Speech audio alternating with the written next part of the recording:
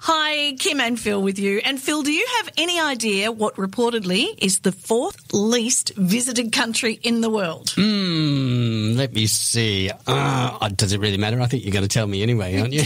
Stay right there. Welcome to the World Nomads Podcast, delivered by World Nomads, the travel lifestyle and insurance brand. It's not your usual travel podcast. It's everything for the adventurous, independent traveler. Well, thank you for tuning in from wherever you get your favourite podcasts. And Phil, as you are aware, but listeners may not be, reportedly the fourth least visited country in the world is the destination we're about to explore in this episode, São Tomé and Príncipe. You say reportedly because you haven't counted the numbers yourself. Is that right? Well, that's right, yeah. Look, it's an archipelago of islands in the Atlantic. São Tomé and Príncipe includes two main islands and several islets in the Gulf of Guinea. So that's off, the western equatorial coast of Africa. The population's mainly foros, which is derived from the Portuguese word foro, which means free man. And they're descendants of immigrant Europeans and African slaves. Another group, the Angolans, descended from runaway Angolan slaves who were shipwrecked on São Tomé in 1540. Look, That's fascinating. a book, isn't it? That's just fascinating. And can I just say, if you want to go off the beaten track, this is where you go. Oh, as we are about to find out, our first guest is Paul Bloomfield, a writer and photographer from England who focuses on adventure travel, wildlife and conservation, culture and heritage. And we kick it off, obviously acknowledging that not a lot of people have heard of this country. Well, it's the second smallest country in Africa, and I believe it's still the least visited. So, it's unsurprising most people don't know where it is or what its history is. It's a pair of volcanic islands in the Gulf of Guinea that lie a little way. The nearest part of the coast is Gabon. So you can imagine these two tiny specks floating in the middle of the Gulf of Guinea, which obviously means they're quite tricky to get to. For Brits going there, pretty much the only way to get there is via Lisbon on a flight that stops in Accra in Ghana. So it takes a fair while to get there. You pretty much have to stay overnight in Lisbon to get there. So I guess that's one of the reasons why not many people go. Something like that, anyway. So it's Portuguese speaking then, I take it, from the Lisbon connection. It is, yeah. Most of the people who are on the islands at the moment were brought over by the Portuguese to work the plantations. Yeah. So you're right in saying that Portuguese is the lingua franca across the islands. But, of course, these people came from different places, mostly other Portuguese colonies in Africa. So Angola and most of the people on both of the islands, particularly Príncipe, were they're descended from people brought from Cape Verde. So on São Tomé, most people speak a dialect called foro, which is, you wouldn't understand it if you spoke Portuguese because it's that mix of Cape Verdean and Portuguese and things that are developed on the island. And then on Príncipe, which is the smaller island, traditionally people spoke something called Lungia, which very few people speak now. And then on São Tomé, there's another group of people who call themselves Angolans, who they believe that they're descended from a group of enslaved people who escaped from a shipwreck and vanished off into a quilombo, what these settlements formed by escaped slaves. They're similar to what happened in South America. So they have their own language as well, Angolans, which is different again. I'm getting Suriname vibes here, Phil. Suriname vibes. I know. Exactly.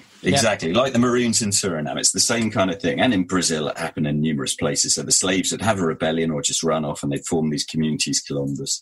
So that's it. And Angolans is spoken by this community who basically, if you see a fisherman around São Tomé, it's going to be Angolans. West Africa is kind of a bit tricky, really, isn't it? In terms of reaching it or in terms of politics? In terms of reaching, all of the above. One of the problems we always have as people talking or writing about travel is that places get lumped together. So when you talk about West Africa, you'd say you don't want to mess around in the dodgier bits of Nigeria, but Sierra Leone, for example, is having a bit of a renaissance and now is becoming very popular, certainly amongst Brits because it was a former British colony. But, it's safe. We don't have a civil war. It's got beautiful beaches. So that's very popular. So you sort of have to balance those things. And similarly in Central Africa, of course, you would need to be very careful going somewhere like DRC, whereas Congo is generally much safer.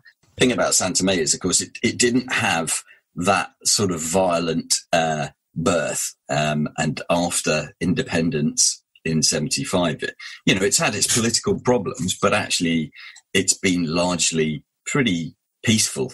It's a very safe, friendly kind of place, particularly Príncipe, because even though it's a country, São Tomé and Príncipe, they have a great deal of autonomy, and Príncipe's government acts very independently of São Tomé, certainly in things like trade and industry and the environmental issues and tourism. It's quite progressive. When you say progressive, so easygoing kind of people? Oh, very much so, very much. So if you think, of the two islands, São Tomé is substantially bigger, but still pretty small. You can drive from the north end, which is where the airport and the capital, São Tomé City, is, to the south in a couple of hours, something like that. And the southern half of both islands is covered by a national park called Obo National Park, which is just incredibly green. Both islands are about, 30 million years old, and they're volcanic. So you have these huge, quite phallic volcanic outcrops called phonoliths that sort of loom up from the jungle, and the mist tends to gather around them. Very humid country, so there's a lot of cloud. Even in the dry season, it's very cloudy. You get amazing blue skies after rain, and then clouds. And the cloud swirls around the top of these phonoliths.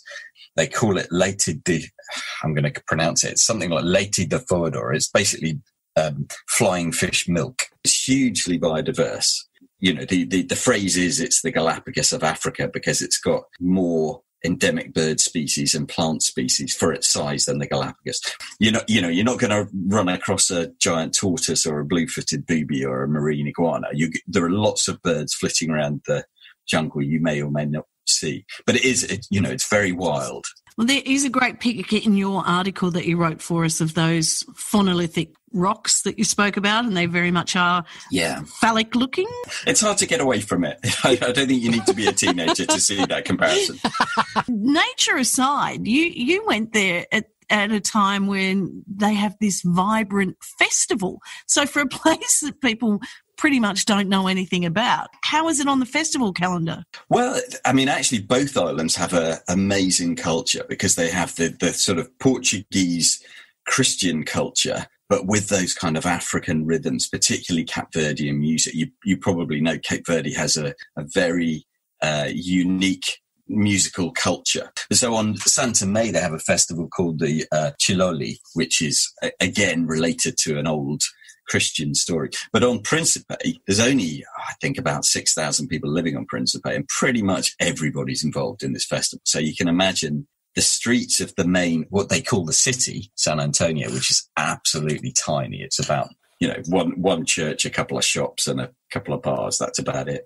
So once a year, every day on the feast of San Lorenzo, on the 10th of August, everybody gets together, and basically it's a reenactment of a medieval play, a French chanson, about the character they call Carlo Magna, who is Charlemagne, and a Saracen Admiral Balan, who, according to the story, stole a Christian relic, and Charlemagne has to go and fetch it back. Obviously, this was during the time when the Moors ruled Andalusia, and one of the Christian knights falls in love with the Moorish admiral's daughter, Floripes, which is why the festival is called Alto de Floripes. And basically the whole thing is a bunch of guys dressed up in red and yellow clothes, banging drums and whistling. So they're the Moors. And then more sedate guys dressed in blue and white and green, who are the Christians. And there's a lot of marching and banging drums and shouting at the others, saying, "Give us back our daughter, give us back our relic." And then they have a few fights. And this goes on for about 14 hours, but it's just incredible. Oh, that is sensational. So the article is all about why you should travel there. If you could sum it up, why would a nomad want to visit? Well, I think the first thing is the culture. As I say, the festival is just one part of it, but the people, particularly on Príncipe, are friendly and peaceful. And considering 45 years ago, these people, they weren't slaves before independence. They were what were called services, so they were contract workers, but they were pretty much treated as slaves. And they're living in these plantations, which are, ready-made communities, but they're so lively and friendly and full of joy. Thanks, Paul. So now we know where it is, Phil, a little of its history and culture. Let's take a deep dive. Ute Juncker worked as a magazine editor and TV and digital producer before she ran away to become a travel writer. Lots of people listening will either be inspired by that or get exactly where she's coming from. Yep. And she agrees this country is off the beaten track, but it has so much to offer. Look, these two tiny islands, they're kind of the definition of remote. They float off the coast of West Africa. They're 200 kilometres from Gabon, so no one goes to Gabon anyway. And then the two islands are 200 kilometres apart. So first of all, you have to know where they are. Secondly, you have to know what you're going to do when you get there, which admittedly is not an awful lot, but that can be pleasurable. And I mean, what I find fascinating is you think of somewhere like French Polynesia, which again is remote islands, middle of nowhere, not a whole lot to do, but they are super touristy and super visited. And why is that? That's because they were colonised by the French. And so you have painters going out there like Gauguin, you've got French administrators, and they're all singing the praises, and it builds up to a thing. Poor little São Tomé and Príncipe has been sitting there. It was, the Portuguese owned it, didn't do a whole lot, and then they got independence, and no one's done anything. And it's only now that there's starting to be some investment in tourism. So hopefully we're going to see some people go and discover that these places are absolutely beautiful. You say there's not a lot to do there. Is that part of the attraction of it? Totally. So I spent most of my time on Príncipe, which is the smaller island. And it's hilarious. You go to São Tomé and you go, okay, this is a very easygoing, relaxed place where not a lot happens. And then you go to Príncipe, and this is a place where literally in the main town, Santo Antonio, they dry their washing on the streets because there is so little traffic that you can actually do that. And you talk to the locals and you go, so, I've just come from São Tomé. And they go, oh, São Tomé, way too busy there. So the thing about Príncipe why it's worth visiting, first of all, it has beautiful beaches, which is, for me, always justifies the trip. But it's also a UNESCO-listed biosphere. So it's covered in this magnificent old-growth forest. So you can do great hikes to waterfalls. You can lie on the beach. You can go snorkeling. It's a really chilled, laid-back thing. You can go and they do these great bio walks where you discover all these really interesting plants. And it's just chill time. We all take holidays where the whole aim is to disconnect, right? And this is the amazing place to do it. And one of the other things about it is because it is a place that is so largely without tourism, things happen differently there. So I was staying in a resort on Príncipe, and they said to me, well, do you want to have lunch in town one day? And I was like, okay, we drove through town. I didn't see anywhere to have lunch. And they went, no, we have 4 restaurants. And I went, okay, great, let's go to one of the 4 restaurants. And the restaurant was literally indistinguishable from someone's house because, in fact, it was someone's house. And so you just rock up, you sit on someone's balcony. Rosina was in charge of the restaurant that we went to. And there's no menu either. She just brings you whatever she's cooking. And that's not an experience you can get anywhere. So that's part of the joy of it. You say they're encouraging tourism. Hopefully they're going to keep that vibe. Yeah, I think they're fine because basically all the tourism is being led by one person. So I mean, literally, Príncipe has one investor, and he's a guy called Mark Shuttleworth, and his nickname, I love this, he's called the Afronaut because he was the first African in space. So he's a South African venture capitalist, essentially. And the story that the locals love to tell you is that when he was up in space and he looked down on the globe and he saw these 2 tiny islands and he went, I've never heard of those places. I have no idea where they are. I want to go there. Now, look, I don't know. Gut instinct tells me they're probably too small to be seen from space, but let's work with the story. So Shuttleworth, good to his word, comes down and he's opened 3 properties there. Best guesses, a lot of people have thrown guesses around.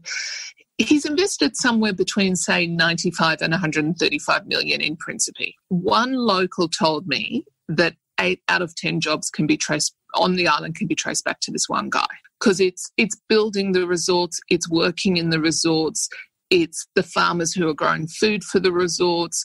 He's set up things like, and he's got an eye on sustainability. So at one of the resorts, they've got a big rubbish recycling centre so that they can rescue from the rubbish whatever can be used to make jewellery or trinkets or whatever. So it is done with a whole of life approach. So his aim is not to create a huge thriving tourism industry that has resorts on every corner.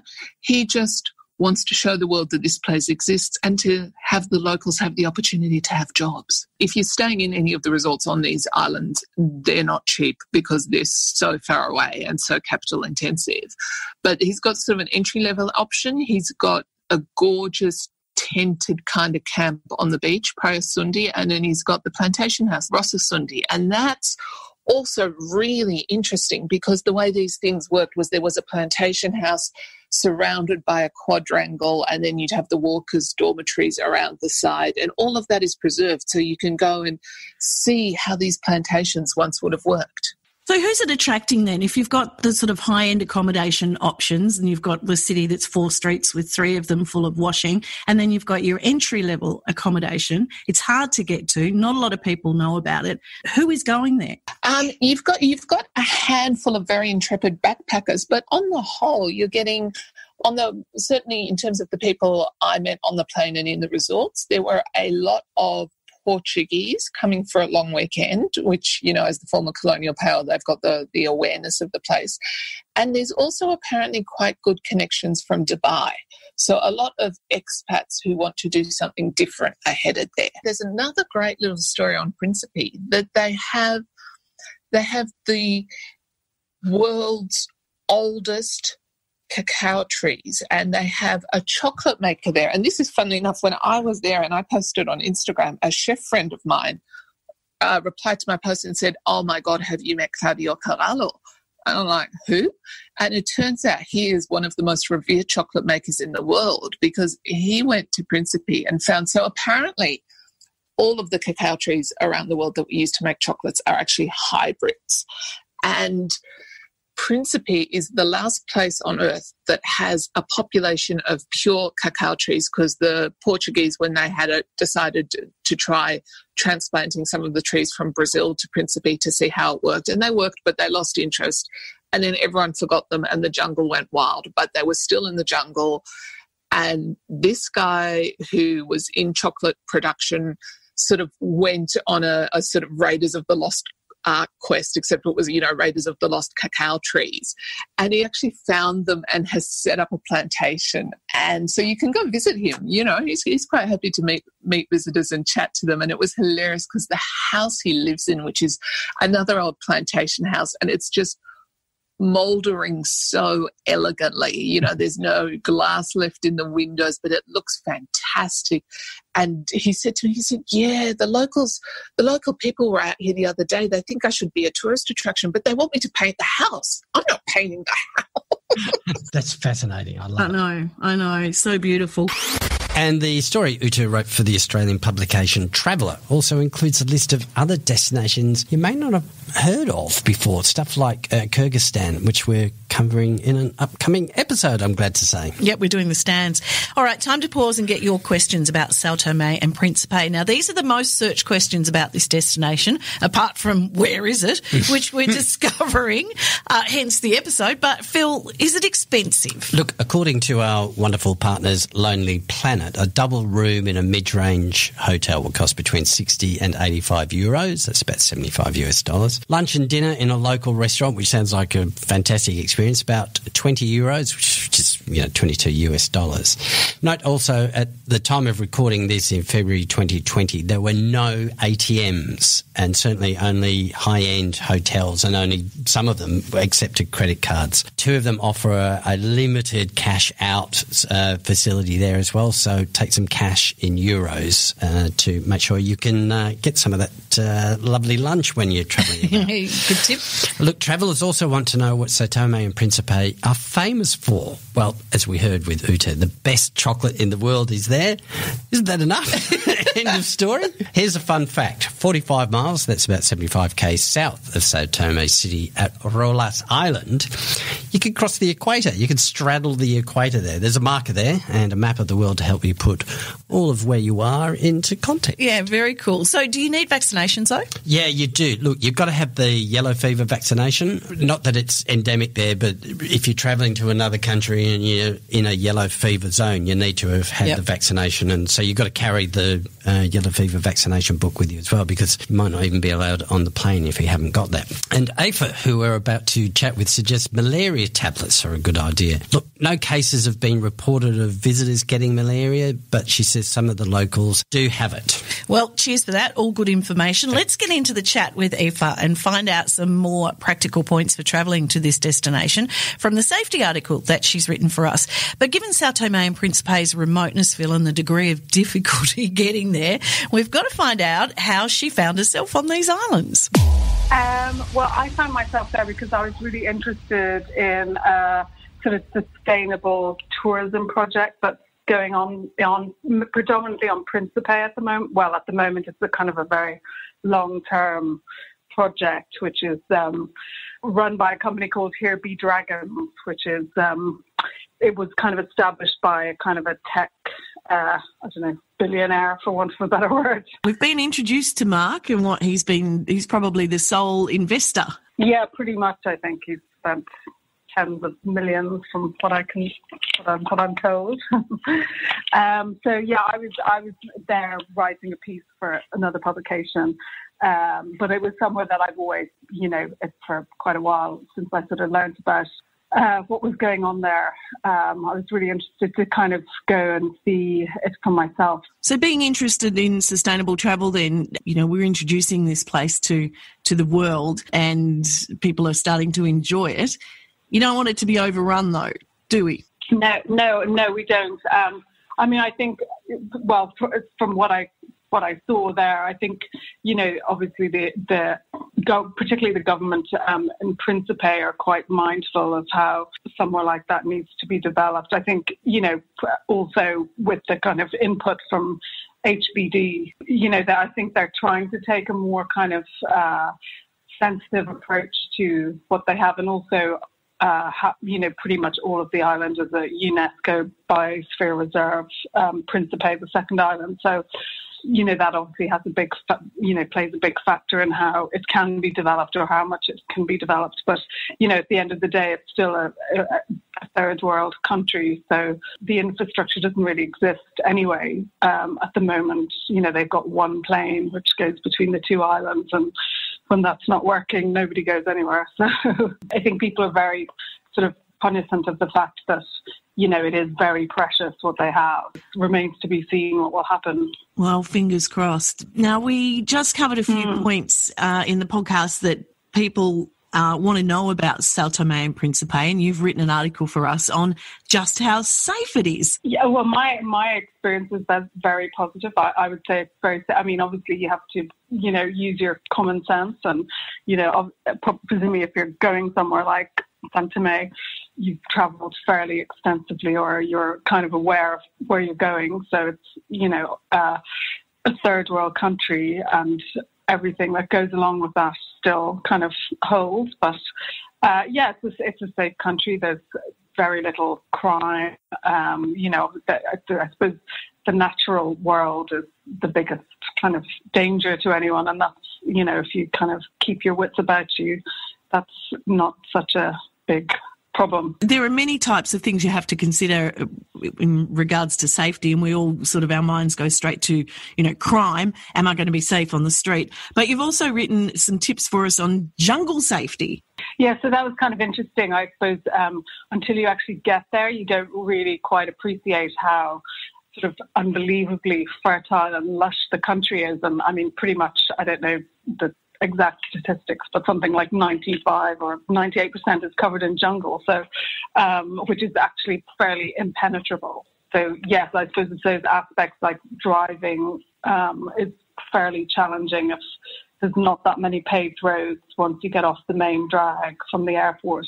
So does jungle safety kind of morph into animal safety, or are there no real nasties there? There aren't actually really any nasty, scary animals. There's 2 snakes, but they're not venomous, from what I understand. So yeah, it's really about keeping yourself safe and not going off the tracks, getting lost. Basically, that's the main thing I think people need to worry about there. All right. Well, not quite like Australia then. Yeah, no scary spiders. I actually heard a story about it, a boy who had gotten lost in the jungle in Príncipe, he was like 9 years old, and somehow managed to have the kind of wherewithal to go and find one of the rivers and follow the river down to one of the beaches, which are still very remote, and he was picked up 6 months later, still alive and well. Oh, come on. Because he'd survived on, it's incredibly fertile. So there's bananas and plants fruit everywhere you look. So he survived in the jungle for 6 months, and now he's a guide at one of the hotels on Príncipe. That is the best story. And you know what? That would make a fabulous movie. One of those ones where there's no dialogue. You just follow. Yeah. He's in his 20s. Sort of late, I think early 20s now, or late. He was definitely working at one of the hotels at one stage as one of the guides, because they employ locals at all the hotels that HBD operates, so they try and train them up. So he obviously doesn't need any training by the sounds of it, though. All right. Well, let's wrap up with one thing we haven't addressed yet in the podcast, and that is: do we need visas for São Tomé and Príncipe? You need a visa, but it's issued on arrival if you're staying for less than 15 days. So if you're staying longer, you need to apply to the relevant kind of consulate closest to your country. Well, we've established, Aoife, that it's an incredibly difficult destination to get to. Is it worth it? Yeah, I would absolutely say it's worth it. And it's I guess it depends where you're coming from, but yeah, it's kind of an unforgettable, precious island, and you sort of realise how few places there are like that really exist in the world at this stage. And I mean, obviously, it's point in its sort of evolution in terms of visitors, where it could go either way, but at the moment it's it is the kind of real deal, kind of unspoiled sort of tropical idyll that you kind of hope it's going to be. I am in love with this country, Phil. In love. And something else I love is Bacardi rum. No, I can't drink it. It's, when you're young and you get really badly drunk. Yeah, it's Bacardi for me. I'm sorry. No. I love it. Yeah. I was thrilled to discover the TV commercial for it was filmed in Príncipe. So to wrap up this episode, freelance travel writer Richard Meller fills us in on the amazing beaches, including Banana Beach, where the Bacardi ad was filmed. São Tomé, I can't say too much regarding the beaches because I only saw a couple, and I believe there are a lot more than I saw. From what I hear, from what I gather, the beaches there are, some of them are even black sands. Both islands are volcanic. So some beaches are black sand, some are your classic postcard white sand, and some are yellow or some shade in between. What they are is busier and just less virgin in feel. When you go to Príncipe, I'm reliably told by Wikipedia, I looked this up because I was curious, that there are 17 beaches on Príncipe. I'm not 100% sure I trust that, but that sounds about right. I would say I saw 10 of them, perhaps, and they were all but one were completely empty of people. The one that wasn't had 3 or 4 locals on it. And they just had the feel of a castaway island, essentially. Palm trees at the back, green water, sand with no footprints on it unless you happen to walk on them, coconuts rolling down the beach from the palm trees, that kind of thing. That they were a vision of perfection as compared to, say, what you might see in a brochure of a Caribbean or a Maldives. I think the ones I saw were mostly a sort of yellower, if you like, a butterscotch coloured sands rather than totally white like that. Oh, I like that description, butterscotch sand. I don't think I've ever read that or heard that. Honestly, writing about beaches is the hardest thing as a travel writer because it's sort of all been said before. And really, what can you say? There's sand, there's clear sea. Everything you can say has been said before. It's so difficult to come up with something that you don't immediately read back to yourself and shout out, cliche. How do you describe that? Well, the first thing I do is panic because how on earth do I describe this in a way that I haven't described the last 10 beaches? If there's anything unique about it, say that, I don't know, it could be the gradient of the beach is slightly higher than usual or flatter than usual, or perhaps the sheer size of the beach is bigger than normal. We have some here in the UK where, especially when the tide's out, the actual area of the beach is vast. I would look for a difference like that, some way that if I could describe it to someone else, it would make sense to imagine. And failing that, if it's just your archetypal perfect beach, then almost I think the trick is to go into the cliche. Personally, if you try and describe it in a beautiful way, you just end up sounding like 10 other people before you. Okay, so taking your British hat off and enjoying those beaches in Príncipe, what would you rate them out of 10? The first one I went to was Banana Beach, Praia Banana, the one of the Bacardi advert fame. I knew that, and I also had been told by this eminent British travel writer, Stanley Stewart, that he told me, and then actually I'd later read in his article that he'd written the same thing, that it was the best beach he'd ever seen. When summer is built up to that degree, it almost can't fail but underwhelm. It was absolutely beautiful, but it wasn't quite as long and quite as curvy as I'd imagined in my photoshopped head. A bit like a blind date. Wow.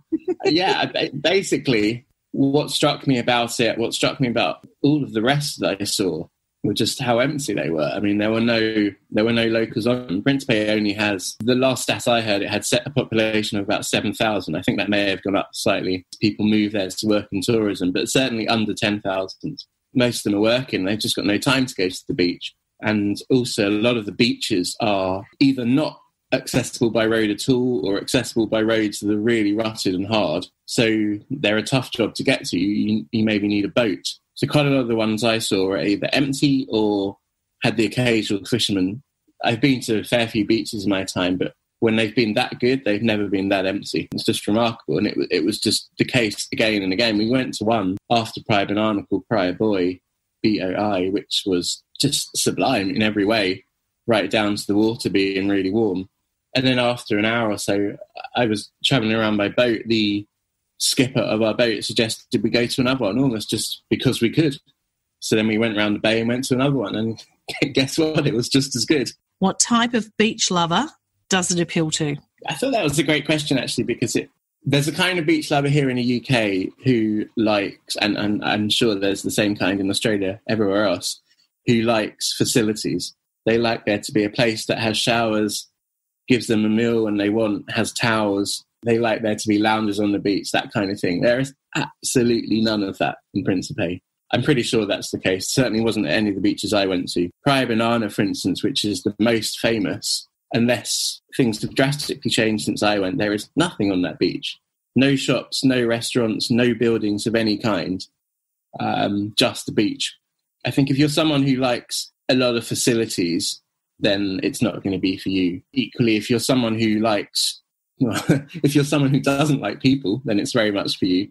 And if you're someone who just wants to have a perfect beach pretty much to themselves, most likely all day, to have warm waters, to have soft sand, all of that, it's sheer heaven. It's just, I think above all, it's that Castaway feel, that sense of somewhere that most people have not discovered. Now I need a Bacardi. And that, listeners, is São Tomé and Príncipe. Links in show notes to all our guests. Next week, Sylvia Longmire, a service-disabled veteran, author, consultant, entrepreneur and world traveller. Bye. Bye. The World Nomads Podcast. Explore your boundaries.